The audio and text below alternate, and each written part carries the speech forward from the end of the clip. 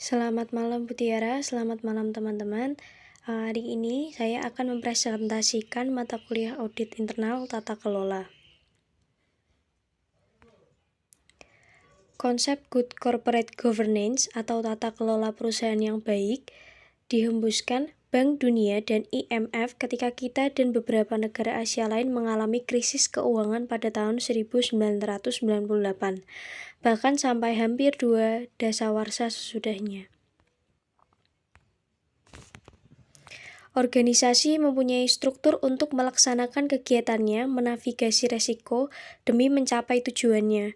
Audit internal dapat menjadi kunci untuk mencapai tujuan tersebut, atau dalam istilah EEA, internal audit can be a key enabler to the success.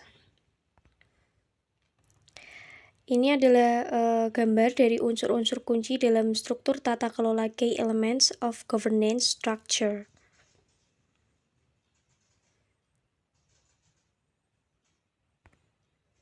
Key of element governance. Yang pertama, dari gambar tersebut tadi ada tata kelola governance atau tata kelola korporasi atau corporate governance melingkari seluruh kegiatan perusahaan. Istilah melingkari dapat diganti dengan memayungi. Lalu ada pengelolaan resiko atau manajemen resiko. Jika organisasi ini adalah perusahaan, istilah yang sering digunakan ialah pengelolaan resiko perusahaan atau manajemen resiko perusahaan. Lalu ada pengendalian internal, ada di pusat lingkaran. Pengendalian internal adalah bagian yang tidak terpisahkan dari IRM. Dalam IRM ada risk response atau tanggapan atau jawaban terhadap resiko-resiko yang terjadi. Risk response ini dirancang untuk melaksanakan strategi-strategi ERM. Tujuan dari ERM sendiri adalah mengidentifikasi serta mengelola resiko yang mempunyai potensi berdampak negatif terhadap sukses perusahaan. Yang kedua, meraih peluang opportunities yang memungkinkan terjadinya sukses perusahaan, serta kegiatan ERM harus dilakukan dalam garis-garis atau arah struktur tata kelola perusahaan. Governance dan komponennya. Tata kelola meliputi seperangkat hubungan antara manajemen perusahaan, direksi atau dekom, para pemegang saham, dan para pemangku kepentingan lainnya.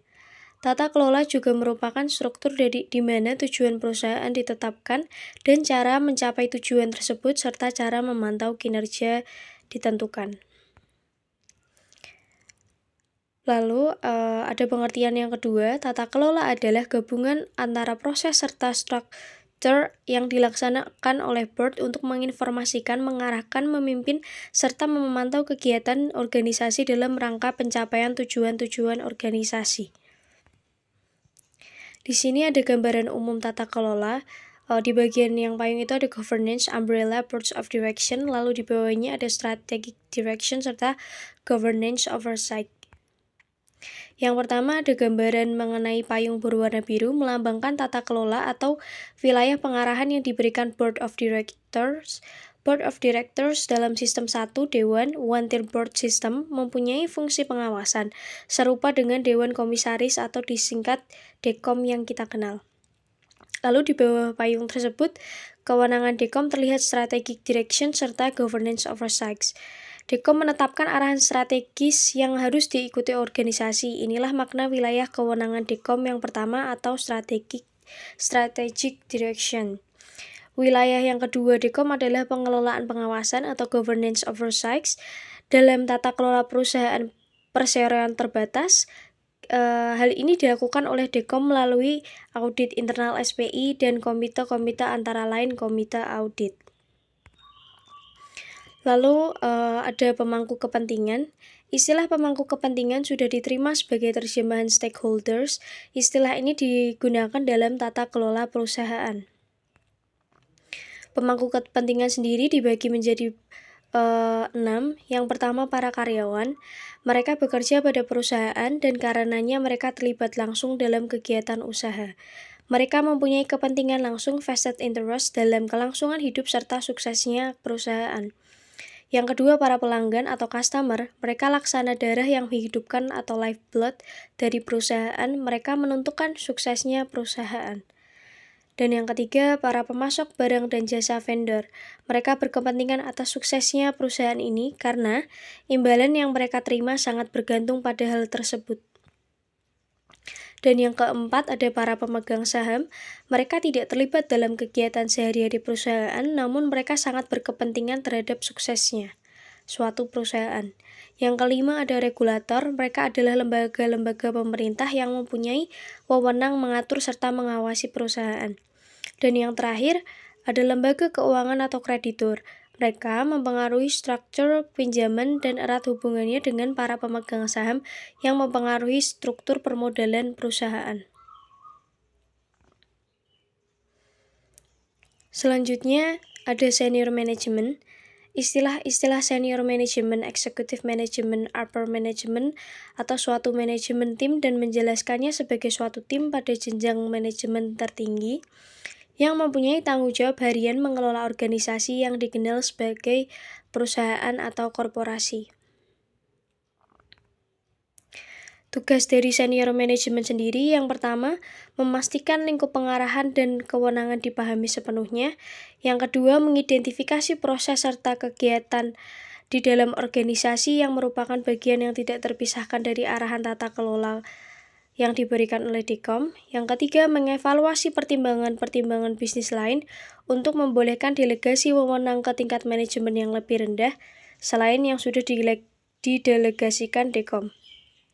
Dan yang keempat, memastikan terkumpulnya informasi yang cukup dari para pemilik resiko untuk mendukung syarat-syarat pelaporan kepada Dekom.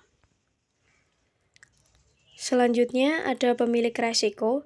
Pemilik resiko adalah orang yang bertanggung jawab untuk memonitor resiko-resiko yang ada di bawah tanggung jawab mereka, serta mengambil tindakan yang tepat atau memberikan tanggapan terhadap risk resiko atau risk responses jika resiko itu terjadi. Tugas dari pemilik resiko sendiri yang pertama adalah menilai, evaluate apakah kegiatan ERM telah dirancang dengan baik agar bisa mengelola resiko terkait di dalam batas toleransi yang ditentukan manajemen senior. Yang kedua, menilai kemampuan organisasi secara berkelanjutan dengan melaksanakan kegiatan ERM ini meliputi penilaian atas prosedur yang dijalankan mutakhir atau sudah usang. Yang ketiga, menentukan apakah ERM yang sekarang berjalan bekerja sesuai dengan ERM yang dirancang, apakah orang yang direkrut dan sistem yang dipilih konsisten dengan tujuan yang diharapkan.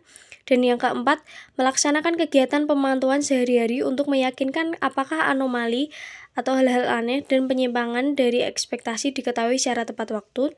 Dan yang kelima, memastikan bahwa informasi yang dibutuhkan manajemen senior dan Dekom sudah akurat, siap tersedia, dan disampaikan kepada manajemen senior secara tepat waktu. Kegiatan assurance.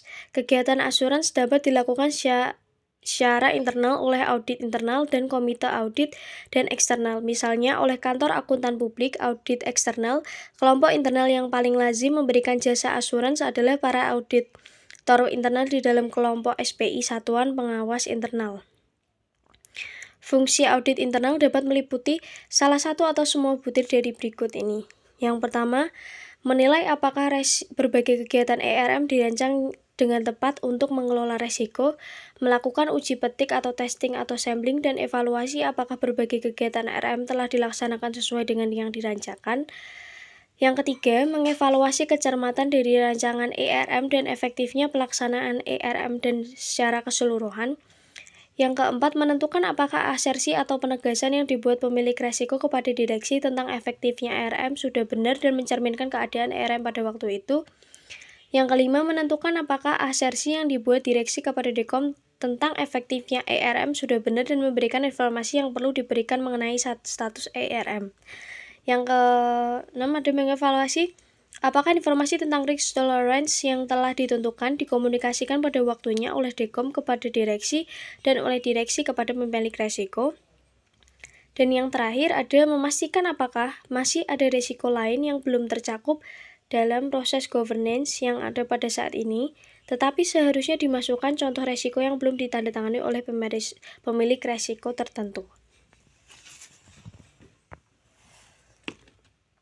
Terima kasih, sekian presentasi dari saya. Apabila ada pertanyaan, bisa ditulis di kolom komentar.